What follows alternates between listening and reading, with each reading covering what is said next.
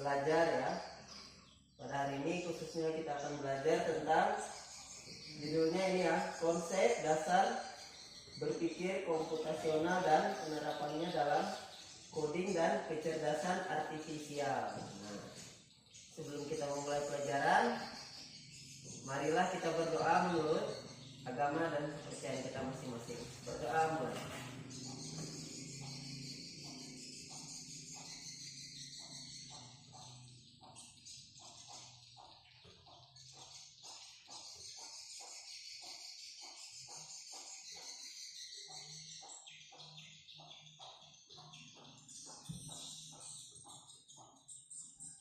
Berdoa selesai. Ya, baiklah. Karena kita belum ada, karena listrik nggak ada ya, karena kita hanya memakai laptop aja dulu ya. Nah, mati lampu, kita kondisikan aja. Baik, ini judulnya adalah konsep dasar berpikir komputasional dan penerapannya dalam coding dan kecerdasan artifisial. Baik, kita akan lihat slide selanjutnya. Ini ada asesmen awal. Yang pertama, pernahkah kamu mendengar kata coding? Nah, pertama itu Bapak tanya kalian, pernah nggak kalian mendengar kata coding? Masih belum ya? Jadi sederhananya seperti ini ya. Coding ini adalah suatu perintah yang kita inginkan. Suatu perintah yang kita inginkan. Misalnya kita mau mencari sesuatu di komputer atau HP kita ya. Suatu perintah, kita memberikan perintah kepada komputer supaya komputer atau tersebut dapat memberikan hasil yang kita inginkan. Contohnya seperti apa? Misalnya kalian pernah nggak? Kalian di HP misalnya mau cari apa? Ada handphone. Di handphone misalnya kalian rata-rata biasanya ada handphone kan? Nah, misalnya perintah yang kita inginkan supaya komputer menampilkan apa yang kita inginkan itu misalnya seperti misalnya kita mau mencari ibu kota yang ada di negara di dunia misalnya secara luas atau di Eropa, Asia. Nanti komputer akan menampilkan nama ibu kota tersebut. Nah, seperti itu ya. Misalnya di Indonesia aja ya, Indonesia kita aja. Nah, nanti misalnya kalian coba sebutkan provinsi yang ada di Indonesia. Nanti kalian ketik, kalian langsung klik, nanti komputer akan menampilkan hasil yang kalian inginkan. Nah, provinsi di Indonesia semua lengkap ya, tidak ada yang ketinggalan, lengkap semua. Nah, itulah canggihnya coding tadi ya, yang begitu sangat membantu kita ya. Nah, jadi ngerti kan apa arti coding tadi? Ngerti. Jadi coding itu apa? Sesuatu perintah yang kita inginkan supaya komputer menampilkan hasil tersebut yang kita inginkan tadi. Nah, terus yang kedua apa? Kalau kamu membuat mie instan, langkah-langkah apa saja yang akan kamu lakukan? Kalian di sini pasti pernah kan membuat mie instan kan? Pernah kan? Pernah. Masak sendiri mie instan nggak mungkin nggak pernah ya. Siapa yang belum pernah di sini bikin mie instan? Ayo. Nggak ada. Nah, nggak ada kan? Semua pernah, pasti pernah bikin mie instan. Nah, kalau kamu membuat instan, langkah-langkah apa saja yang akan kamu lakukan? Yang pertama apa? Yang pasti yang bahan yang kalian sediakan apa dulu? Ayo. Mie, mangkok, terus panci dengan airnya ya. Habis itu direbus ya. Nah, terus tunggu airnya sampai mendidih.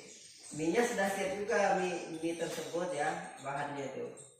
Jadi saat bahannya itu sudah tersedia semua, misalnya airnya sudah mendidih nih, akhirnya mie-nya dikeluarkan, dimasukkan ke dalam air sampai kalian aduk-aduk sampai dia memang betul-betul sudah matang.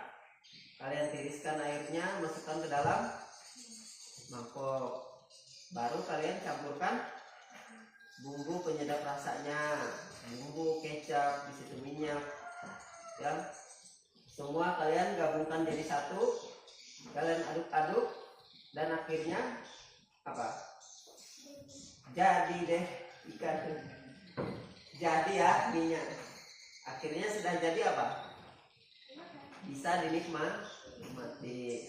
Oh ya, itu salah satu contoh berpikir tadi komposisional juga ya.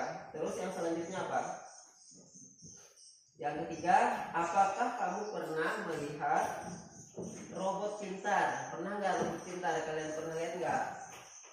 Mungkin kalian pernah lihat di media sosial ya, atau di YouTube, atau di mana, TikTok, Facebook. Pernah? Robotnya gimana? Robot pintar ini? Robot pintar itu banyak ya. Robotnya itu sudah, orang yang bikin robot itu sudah bikin ada otomatis ya. Jadi saat kita pencet ini itu, dia akan bekerja sesuai dengan perintah kita. Bahkan robot-robot seperti di, Bapak pernah lihat robot seperti di Jepang ya, banyak robot-robot canggih itu. Yang pastinya robot-robot itu mahal ya. Dia bisa bekerja seperti layaknya manusia. Nah, contohnya seperti apa? Dia bisa membersihkan lantai, dia bisa memasak, mencuci piring. Nah, dia bisa membantu orang tua, dia bisa mengingatkan misalnya saatnya makan, saatnya minum obat. Nah, itu robot canggih yang dibuat oleh manusia. Atau apalagi nih, aplikasi yang bisa menjawab pertanyaan-pertanyaanmu. Nah, apa saja aplikasinya? Di sini contoh ya, misalnya Gemini AI, ChatGPT, Google Translate. Kalian pernah pakai apa? Cici. Oh ya, nah Cici itu sudah juga termasuk ya, termasuk alat-alat aplikasi-aplikasi canggih yang bisa menjawab pertanyaan-pertanyaanmu ya. Cici bisa, Cici, Google ya, ChatGPT tadi, Google Translate. Kalian biasanya mencari apa di Cici? Pelajaran ya. Kalau kalian nggak tahu atau mau belajar kan zaman sekarang sudah canggih, kalian bisa menggunakannya untuk belajar, asal kita tidak salah gunakan kepada hal-hal yang negatif. Nah, di situ kita gunakan kecanggihan, kemajuan teknologi zaman sekarang untuk hal-hal positif seperti pelajaran-pelajaran di sekolah misalnya. Nah, terus ChatGPT ya sama mirip-mirip ya, Gemini AI, ChatGPT. Terus Google Translate. Nah, Google Translate ini kalian pernah nggak memakainya? Nggak pernah ya? Apa? Tahu nggak apa Google Translate ini? Nggak tahu. Nah, Google Translate ini adalah kita mentranslate dari bahasa Inggris ya. Translate ini menerjemahkan ya, bahasa ya.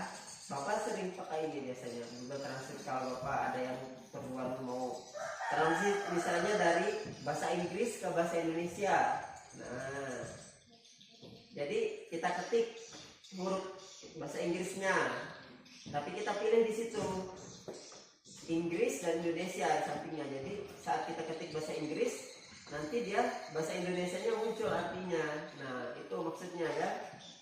Kalian bisa download nanti kalau ada HP kalian di rumah tuh untuk Google Translate misalnya ya.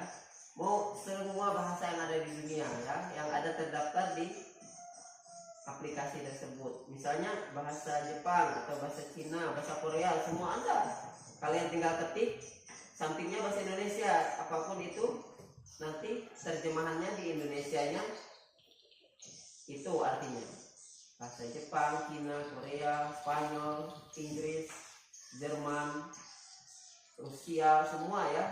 Nah, itu tadi bagaimana aplikasi-aplikasi yang dapat membantu kehidupan kita sehari-hari. Oke, selanjutnya, nah ini tujuan pembelajaran ya. Yang pertama itu memahami konsep berpikir komputasional. Jadi kita akan belajar bagaimana konsep berpikir komputasional. Yang kedua, menerapkan konsep berpikir komputasional dalam menyelesaikan masalah sederhana. Itu yang akan menjadi tujuan kita. Dan yang ketiga, mengenal hubungan antara berpikir komputasional, coding, dan kecerdasan artifisial. Baik, kita akan lanjut. Pertanyaan pemantik.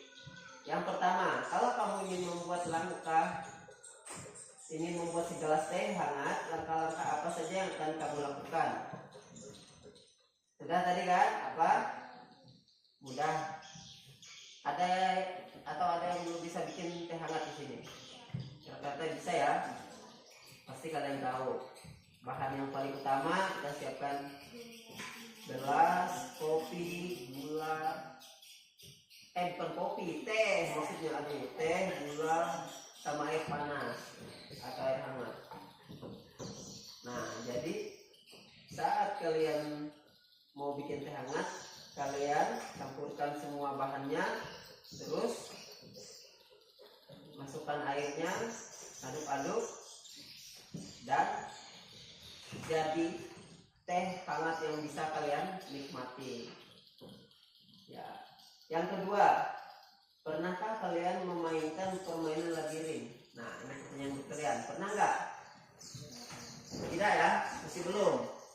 Atau di handphone mungkin ada permainan labirin? Ada. Nah, berarti seperti itu ya, permainan labirin. Di handphone bisa.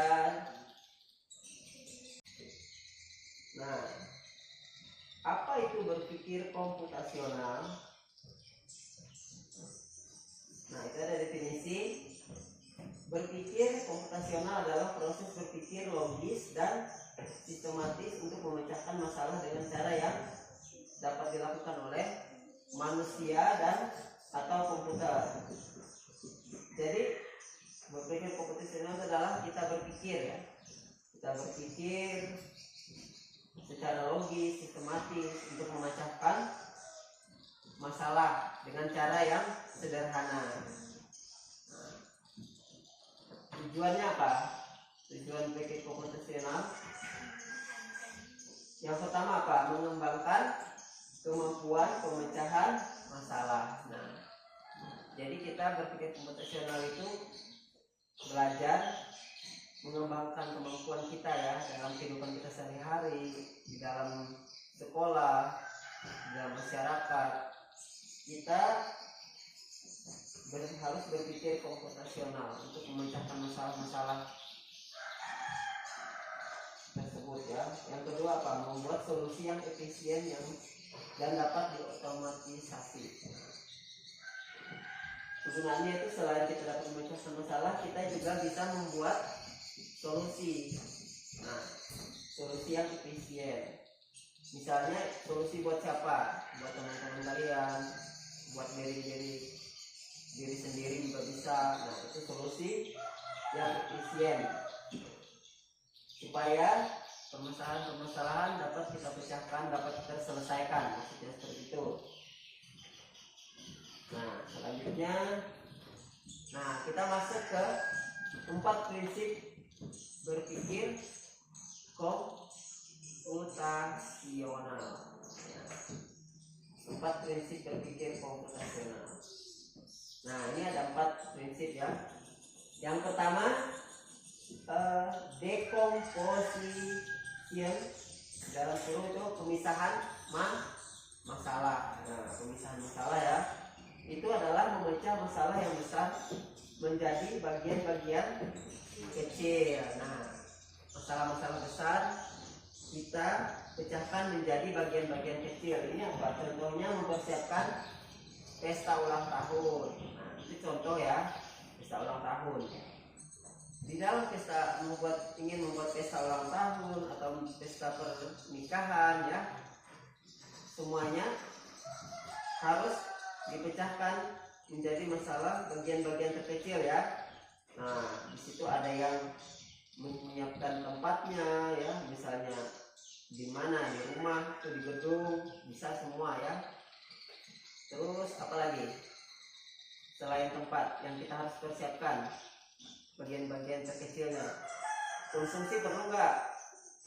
Konsumsi makanan ya, ada yang memasak ya, menyiapkan makanan untuk tamu, untuk para undangan. Nah, itu kan perlu tempat tadi makan. Terus acara ya, ada namanya seksi acara, misalnya ada yang acara hiburan, ada acara keagamaan, acara adat. Nah, banyak. Dan apa misalnya yang terakhir, bagian-bagian kecil, perlengkapan. Perlu kan perlengkapan biasanya apa saja, mencakup apa saja ya. Perlengkapan di sebuah acara tersebut ada dibentuk orang yang khusus melakukan perlengkapan, misalnya menyediakan kursi, menyediakan air, misalnya bikin panggung untuk acara. Nah, itu kan bisa. Jadi masalah yang besar tadi kita pecahkan menjadi bagian-bagian terkecil tadi kan, ada beberapa macam-macam kan. Nah, itu yang dinamakan pemisahan masalah tadi, yaitu memecah masalah besar menjadi bagian kecil. Nah, itu prinsip yang pertama. Prinsip yang kedua apa? Nomor 2, pattern recognition ya, atau pengenalan pola. Nah, pengenalan pola ini apa? Yaitu mencari kesamaan atau pola dalam masalah yang berbeda. Jadi mencari kesamaan atau pola dalam masalah yang berbeda. Contohnya apa? Saat memecahkan soal matematika dalam kurung atau ganjil dan genap, saya memecahkan kesamaan atau pola. Misalnya pola segitiga, habis segitiga persegi itu bulat, nanti sambung lagi dari persegi lagi, kotak lagi, baru bulat. Misalnya kalau ganjil genap gimana? Bapak contohkan ya, misalnya dari 1 sampai 10. Ada 1, 3, berapa lagi? 5, 7, 9. Kalau yang genapnya berapa? 2, 4, 6, 8, 10. Nah, ini kan contoh bagaimana kita mencari kesamaan atau pola tadi ya. Nah, pola ganjil genap bisa ya. Kalian sudah ngerti kan pola ganjil genap? Dari 1, 3 itu kan ganjil, dari 2, 4, 6, 8 dan seterusnya itu genap. Nah, ini salah satu contoh pengenalan pola ya. Prinsip yang ketiga apa?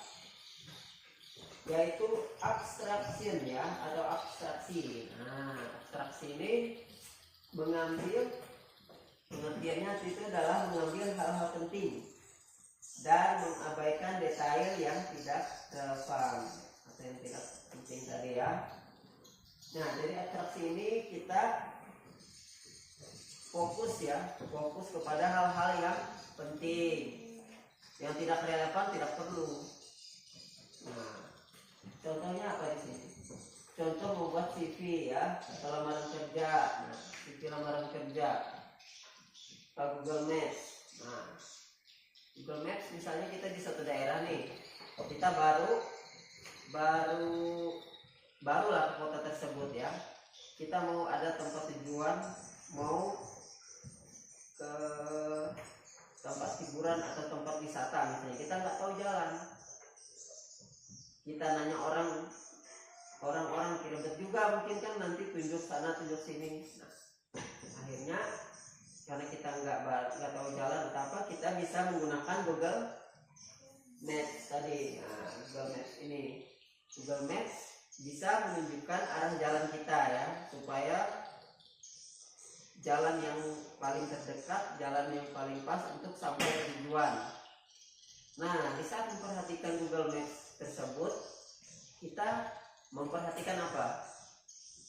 Jalannya yang fokus kita jalan ya. Saat kita jalan di motor atau mobil misalnya, kita harus fokus lihat jalannya ya. Hal-hal yang tidak relevan apa yang ada di dalam Google Maps misalnya. Contoh abstraksi ini. Misalnya ada nama iklan di situ ya, nama-nama warung yang gak usah diperhatikan ya. Karena kita fokusnya ke jalan. Takutnya nanti kalau kita memperhatikan yang tidak relevan, nanti jalannya takutnya kelewatan ya, atau mungkin jalannya jadi salah. Nah, itu yang tidak relevan itu tidak kita perhatikan, tapi kita fokus kepada jalan tempat tujuan kita tadi itu. Terus apa nih, CV lamaran kerja gimana contohnya? Pernah nggak kalian membaca atau melihat CV lamaran kerja? Mungkin kakak kalian atau orang tua kalian pernah melamar pekerjaan misalnya. Bapak dulu pernah ya melamar pekerjaan waktu dulu. Nah, Bapak tahu CV lamaran kerja yang penting apa? Fokus pada hal-hal yang penting. CV lamarannya, misalnya nama yang penting kan, tempat tanggal lahir, terus apalagi pendidikan. Nah, pendidikannya apa? Sarjana atau SMA, sarjana apa misalnya ya. Terus nomor yang penting misalnya nomor KTP. Nah, itu penting. Tapi yang nggak penting apa misalnya? Yang tidak relevan, yang tidak penting, yang tidak perlu dimasukkan di dalam CV. Yang penting tadi kan nama, tempat tanggal lahir, pendidikan, dan apa yang penting, pengalaman kerja, pernah kerja di ini. Nah, yang nggak penting apa? Yang nggak penting misalnya pernah jalan-jalan keliling Indonesia, penting nggak itu? Nah, nggak usah ya dimasukin. Kalau mau bikin CV lamaran, masukkan yang hal yang nggak penting. Terus pernah jalan-jalan ke Pulau Jawa misalnya, atau pernah jalan-jalan ke Singapura misalnya, ya nggak relevan kan, nggak usah aja, yang penting-pentingnya saja yang diminta. Jadi seperti itu contohnya ya. Abstraksi tadi mengambil hal-hal penting dan mengabaikan detail yang tidak relevan. Baik, prinsip yang keempat itu adalah, kalian baca itu apa? Algoritma ya. Itu pengertiannya adalah membuat langkah-langkah terstruktur ya, terstruktur untuk menyelesaikan masalah. Nah, langkah-langkah tadi contohnya apa? Resep makanan, terus langkah membuat teh hangat. Nah, teh hangat sudah dijelaskan. Kalau resep makan, pernah kalian membaca resep makan? Nah, itu masalah itu ya, langkah-langkah menyelesaikan masalah tadi, buat supaya mempermudah ya resep makanan. Misalnya kalian mau bikin apa ya, nasi goreng. Oke, nasi goreng. Langkah-langkahnya gimana? Siapkan bawang merah, bawang putih, bumbunya ya. Mungkin tambah cabai atau minyak goreng, garam ya, dan penyedap rasa yang lain. Sudah bahannya. Alat-alatnya apalagi? Wajan ya, bukan panci itu ada sih ya.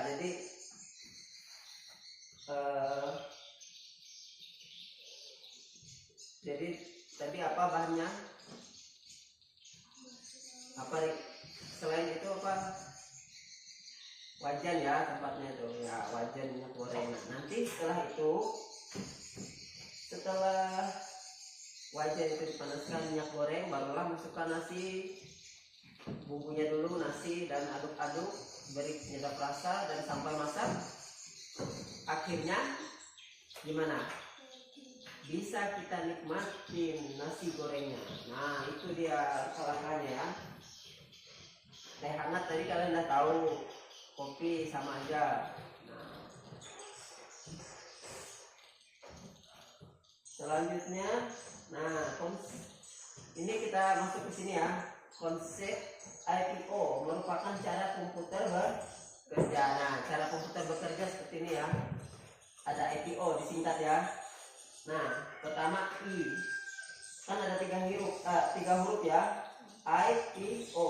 Jadi I-nya ini input atau masukan. Nah, jadi data ya atau perintah yang dimasukkan ke komputer. Misalnya apa? Kalian mau mencari apa di komputer? Data yang kita masukkan apa? Mau mencari apa misalnya? Ya, mau cari itu misalnya yang berhubungan dengan pembelajaran ya. Kalian cari, kalian ketik. Nah, sudah input kan ini? Kalian klik. Nah, masuk ke proses. Proses ini seperti apa? Ini adalah pengolahan data oleh komputer menggunakan instruksi. Nah, instruksi dari kita. Kita mau apa tadi kita ketik, kita klik. Jadi diproses datanya ya, nggak langsung dulu. Proses dulu data yang di dalam komputer. Nah, output. Nah, terakhir O-nya tuh output ya, atau hasil ya. Output ini apa? Hasil dari proses pengolahan yang ditampilkan ke pengguna. Jadi output itu adalah hasilnya.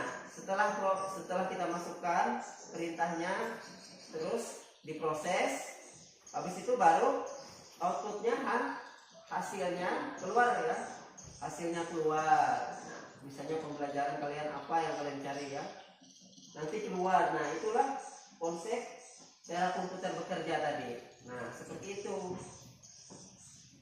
Dan contohnya apa? Menggunakan kalkulator ya, komputer. Nah, di komputer kalian pernah menggunakan kalkulator? Mungkin di handphone. Kalkulator pernah di komputer. Nah, komputer misalnya kita input masukkan berapa? Kita masukkan maksudnya apa? Misalnya penambahan aja. 5 misalnya ya, yang input nih. 5 tambah 5.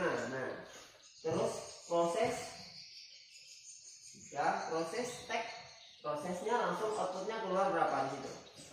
10. Nah, hasilnya 10. Karena komputer bekerja itu sudah dimasukkan data-data yang relevan tadi ya. Data-data yang sudah dimasukkan itu akan keluar ya. Outputnya akhirnya berapa tadi? 10. Oke, kita akan lanjut sini. Pembelajaran berpikir komputasional. Berpikir komputasional adalah kemampuan memecahkan masalah secara sistematis, logis dan efisien. Nah, pembelajaran berpikir komputasional bertujuan mengembangkan berpikir kritis dan analitis, tidak hanya untuk pemrograman tetapi juga berbagai aspek kehidupan. Nah, jadi berpikir komputasional ini adalah berpikir tadi secara kritis dan analitis ya, tidak hanya di dalam dunia komputer ya, tapi ada juga berbagai aspek kehidupan sehari-hari. Kita bisa menggunakan berpikir komputasional ya untuk memecahkan masalah-masalah yang kita hadapi dalam kehidupan sehari-hari. Dengan berpikir komputasional kita bisa memecahkan sebuah masalah. Nah, jadi itu ya berpikir komputasional, diingat. Nah, ini contoh ya bagaimana kita juga berpikir komputasional. Contohnya yaitu ini, kalian tahu ini apa namanya? Permainan labirin ya, labirin. Oke, labirin ini jadi ini adalah di situ tentukan rute keluar yang paling efektif. Nah, kan, labirin. Jadi kita masuk dari sini dulu ya.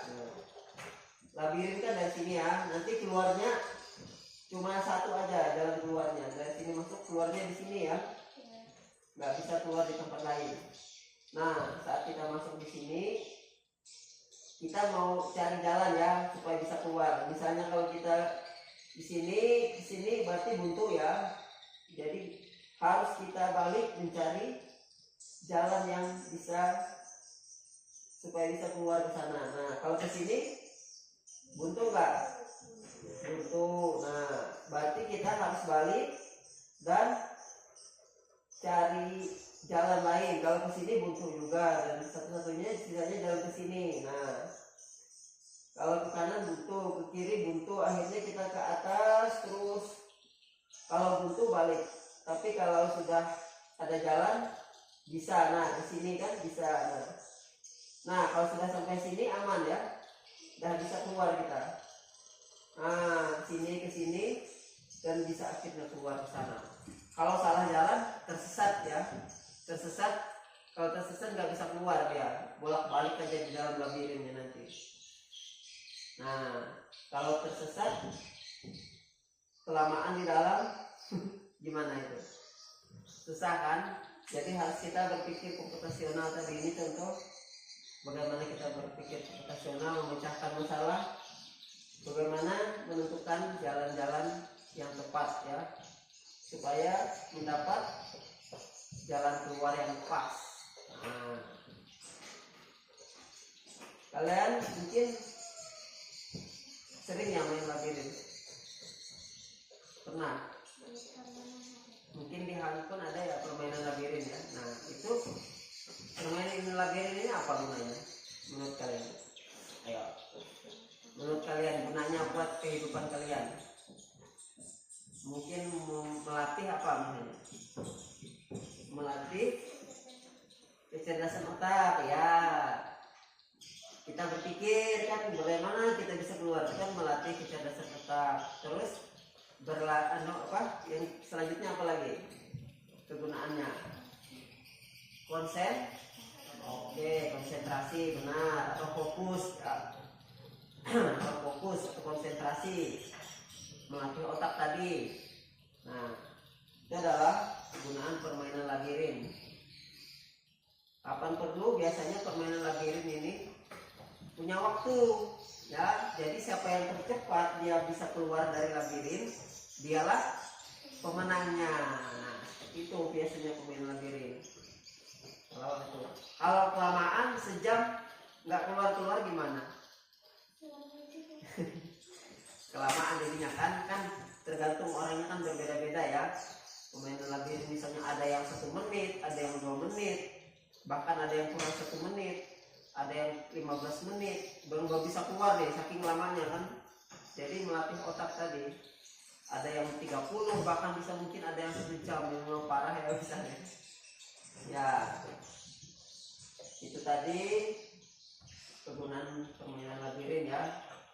Jadi permainan ini positif ya, untuk meningkatkan kecerdasan, fokus, dan